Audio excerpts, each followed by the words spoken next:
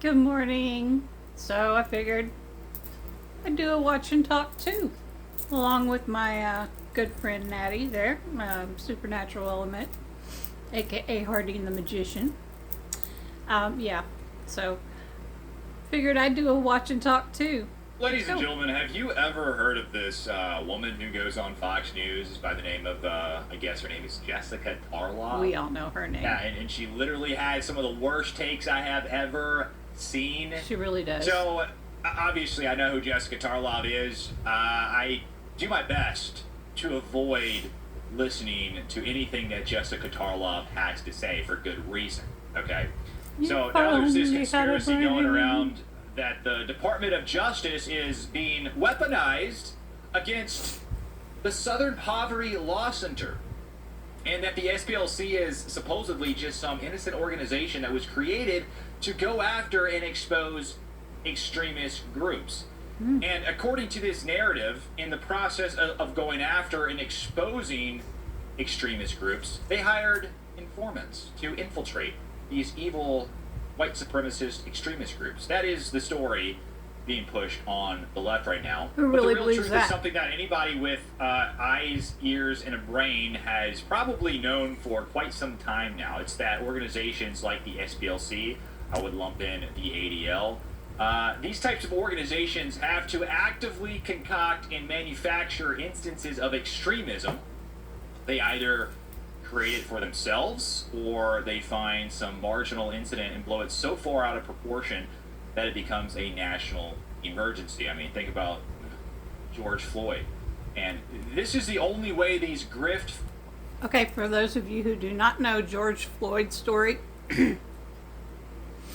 he actually died of an overdose. He was dying of a fentanyl overdose, which meant that no matter what anybody did, he was on his way there, you know.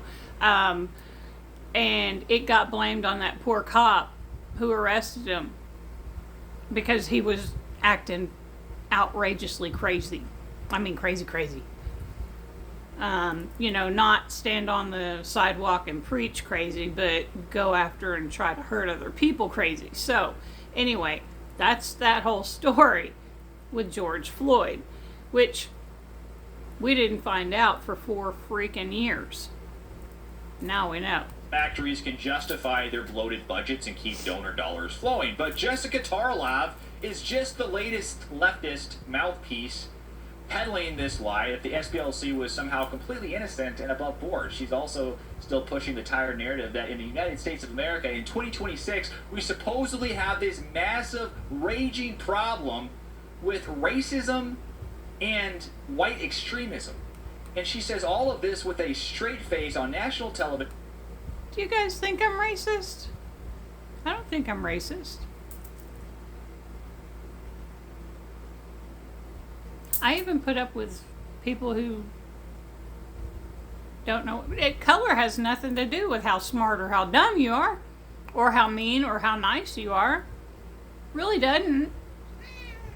Fox News, and Greg Gutfeld absolutely loses it and does a fantastic job completely shellacking her with cold hard logic. It's a beautiful takedown, but it really does no good in the grand scheme of things. You can speak pure logic to a brick wall until you're blue in the face, yet nothing ever Very changes. But take a listen. The jump to what Jesse just said, that racism and white supremacy in this country is just a psyop, is ludicrous. No, and you're looking, you just did, you literally said psyop. Roll the tape. You beat us over the head with charges of racism and it for was the last just a decade, psyop. and it's because they have a $1 billion endowment, and they're in bed with the media and the Biden administration. It was 1% of the SPLC's budget that was doing this, and let's see it play out in court. If it Okay, first of all, 1% of the SPLC's budget is like millions of dollars. Yeah. And if you want any proof that this is a psyop, this whole racism industrial complex that has been literally perpetuated on our society in the United States of America, I mean, look no further than this. So term frequency in popular U.S. newspapers, white supremacy. So from 2010 to 2020, the delta, the change, in using this term is almost 3,000%. Los Angeles Times, almost 10,000. So he's going over a chart, okay? And the Washington Post, the times that they said white supremacist in the newspaper from 2010 to 2020. Washington Post went up like 67,000% usage in the paper. We were doing fine in 2010. Who went into office at that time and changed the fact that the government can actually pay the media to sway the public towards what the government wants the public to think? He took that law, that rule of, being a journalist where you had to report news, facts, not slightly this way or slightly that way, just plain facts. No, when Obama got in office, he changed it. He made it so that the government can actually pay media outlets like CNN, NBC, ABC, all the little alphabeties. Yeah, they were getting paid by the government to push government propaganda. And what did they push? White supremacy by 67,000%. Think about that. Before then, it wasn't a problem. It was just, it was fine. Every once in a while you'd have those stupid, idiotic groups that thought they were better than somebody else because of the color of their skin, which doesn't make any freaking sense. Your skin color has nothing to do with your brain. Sorry to anybody who's a white supremacist and they get offended about that. But anyway, this has always been my thought. This has always been my thought. So I'm not racist. Washington Post, 7,000%. Wall Street Journal, it's Los the Angeles lowest one Times here, went but it's still 97,000%. So if you don't think Jesus this is Christ. manufactured, I mean, I don't know what to tell you. You're not paying attention. Yes, Sarah. I want to see exactly what's going on if these donors do feel like they were defrauded from this. But the indictment itself is being spun by people that want to argue what you're arguing, Jesse, which is that we just all love each other and we don't have a white supremacy problem, that it's manufactured. We don't. Crimes were staged. Right-wing protests were fake. Just because I don't know any white supremacists. That put together Unite the Right And I've rally lived in Houston, Texas for 20 years and never met one. Hundreds of white supremacists showed up. It was fake. That was fake. It was paid for. 23 brown people. In Buffalo, 10 black people. Somewhere, that's the argument. It's true somewhere.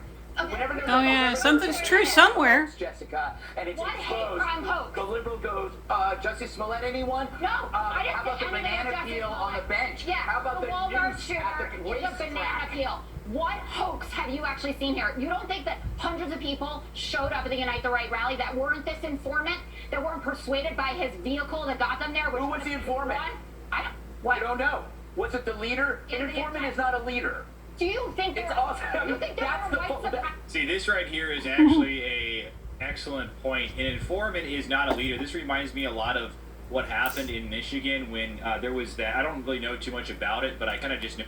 Okay, well, anyway, you guys are getting the point. Greg Gutfeld, he does a pretty good job of telling you, look, you're being kind of dumb here. You need to kind of think before you speak. Jessica Tarlov cannot think. All she can do is spit out the talking points that they hand her before the show. Make sure you get this in. Make sure you get that in. And Greg Gutfeld comes back with facts. The gist of what happened when the governor, Gretchen Whitmer of Michigan, Tell me what you guys there was this big plan to kidnap her. And it turns out that there was a FBI informant or a couple FBI informants in this group, and they arrested a bunch of guys who went along with them to kidnap the governor of Michigan. Well, it turns out that the informants that were a part of this group were actually the leaders.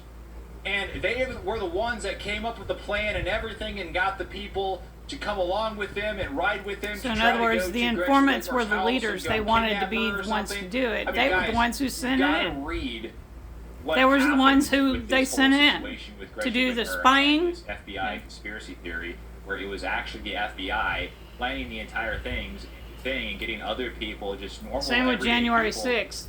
There were FBI informants in the crowd.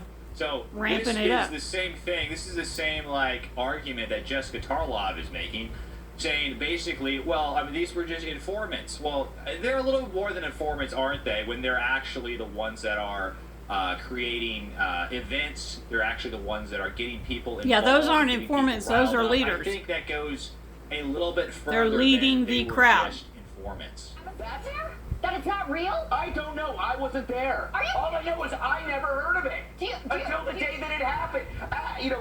You act like you can take the word for a bunch of corrupt people. Proud Boys. So you're saying this wasn't created. You're saying this just was an organic event, just like every left-wing event. It just happened. All these right-wingers showed up. Nobody else knew about it. And you know what? Nobody. People are real. Nobody. Okay. You know what? Let the call to action. Let me do the simplest analogy. This is like when somebody says, on average, men are taller and way more than women, and then one woman goes, but what about her? And they point to a WNBA player. Yes, Jessica, I'll give you. There probably is a bigot somewhere, but you guys created a false flag that there was this immense movement going on in this country that and there's not people like Charlie Kirk's back, and he's dead. And a lot of other people were either threatened, physically attacked because of a false flag, which painted an entire, basically, millions of people as white supremacists. You guys ran with it. Imagine if Trump had not won and Kamala Harris had won. Imagine where the SPLC would be now. Imagine how torn apart this country would be. And by the way, I hope that this thing mends. Oh, Kamala Harris was terrible. Like you, Jessica, who have such a sunk Imagine cost her being the president. Belief that you were. This is a belief you were tricked into believing. To think that there's all these racists hiding behind every Cracker Barrel. No, you know what the racists were? They were the anti-racist black activists who saw this as a way to go after whites. Facts. This racism that you created was designed to allow for a different kind of racism. And I go back to the contrast. We don't have to defend our racists because we don't know who they are because you create them. Meanwhile, we don't have to make up your racist because you're standing there with Hassan Piker. These guys are right there in our face. Yeah, the ones who cry racism the loudest are usually the racists. Really, honestly, I don't call anyone racist except for Bernie Sanders and Chuck Schumer and, okay, look, the whole voting thing, the Save America Act, what other country can you just go and enter into illegally? You don't bypass, the border and everything. You just skip in there and then you start voting. What other country allows that? America does, apparently, in, 20-something states. There's no voter ID laws where it's against the law to even look at the ID. You're the person checking people in. In California, you can go to the voting without your ID, just show up, and they're like, okay, and you go in there and you vote, right? And then you bring a friend and say, yeah, he lives here too. Okay. They just take your word for it. They don't want to see your license. There was one guy who went to go vote, and he was trying to show his license, and they were like, don't pull that out, we can get fired if you show it to us. What? Even the presidents of the United States, when they go to vote, must show their ID, and they do so on camera and show you. It's normal. It's a normal thing. Normal. But California refuses to do it. I can't remember the other ones, dude. Don't even get me started. Anyway, back to Jessica Tarlov and her the idiocy. victims, that they don't exist or whatever. Yeah. The 23 people who died in the Walmart in El Paso, going to Buffalo, going to the Tree of Life Synagogue, those were all That is killed. not part of that is not part of the psyop or the false flag. Of But course, you're violating the exception to the rule fallacy. I'm not. Yes, Jesse you are. said everything is fine. We all love each other. You know what he was doing. You know what I think the problem is? I think that that liberals Find they people don't on both sides, understand hoax anyone? what the term outlier means. If you've ever taken a statistics class, there are certain things in statistics, very simple concepts called an outlier. You know, you have a trend, you have the mean, the averages, and all that, and then you have these dots that are on the graph that are way out here or way up here or way down there. These are called outliers. I don't think that liberals, just in general, I don't think that they even understand what an outlier is. But Kyle Becker over on X does a fantastic job of debunking this idea that these people that the SPLC were paying were somehow just paid informants. This is what he says. The key takeaway I got from the grand jury indictment is that these could not have been paid informants. Let's set aside that SPLC is not a law enforcement body, so that's like number one. Yeah. They're not the FBI, they're not the police, they're not the CIA, and somehow they're using this excuse. He goes on to say, and therefore has no business infiltrating groups beyond paying individuals on the books to observe and record the activities of extremist groups. We are talking about 3 million paid to existing top members of extremist organizations. These weren't 3 million members of the organizations. These were like top members, leaders that were making things happen. That's when they stop becoming informants and they start becoming paid activists to justify in my opinion, a hateful organization. Yeah. He says these weren't informants, they were organizers they and were leaders. leaders. They were of such a rank that you could simply pay for their information because they knew exactly how it all worked. Therefore, the idea they were infiltrating these groups to get information on them or to stop their activities is an absurd lie. And he provides the receipts. Take a look at this. Between at least 2014 and 2023, the SPLC, this is in the indictment, paid their Fs in a clandestine manner. Doing so hit the fact that while the SPLC received donation money under the auspices that the funds would be used to dismantle violent extremist groups, this donation money was instead being used in part by the SPLC to pay leaders and others within these same violent extremist groups. That money was then used for the benefit of the individuals as well as the violent extremist groups. So literally this money was being used to allow these groups to flourish. If it weren't for the SPLC, a lot of these groups would just be fizzling out. In almost. Look, you have the Proud Boys. Yeah, who cares? It's a small group, really, honestly. And pretty much everybody thinks they're ridiculous. Yeah, they're not out there like recruiting young men and women to their cause, because it's, unless you're a little bit on the woo side, you're not going to do that. So, pure obscurity.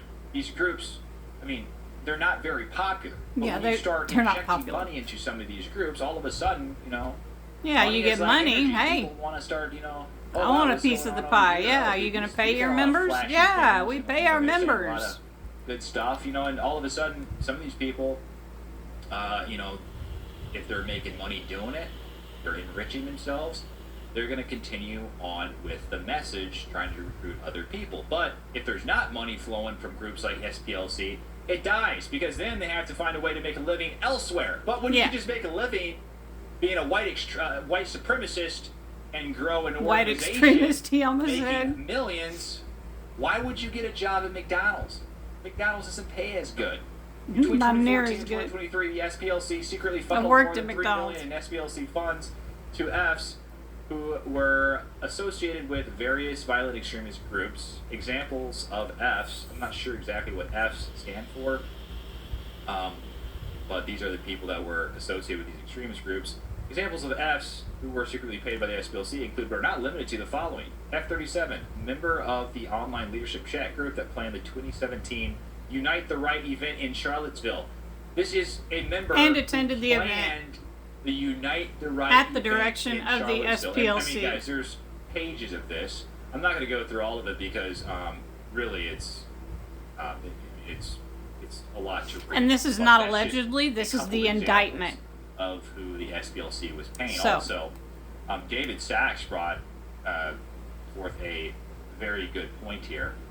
This was a very Damn, lucrative they investment for invested the SPLC. $270,000 David to Sachs, Charlottesville and got he $81 brought up this point. million He said the SPLC invested in additional donations. $270,000 in Charlottesville and got $81 million in additional donations. Yeah. He says that is just an extraordinary return. Yeah, so you're right that the SPLC allegedly did fund $270,000 to help plan Charlottesville. In addition to that, they secretly funneled more than $3 million to a bunch of violent, racist, extremist groups, including the Ku Klux Klan, the American Nazi Party, Aryan Nation, United Klans of America, and it goes on from there. So Yeah. I think don't forget about the $3 million. So this group that was supposed to be fighting racism, in fact, was fomenting racism by paying these groups to basically organize protests that SPLC could then point to and say that America has a huge racism problem, donate to us.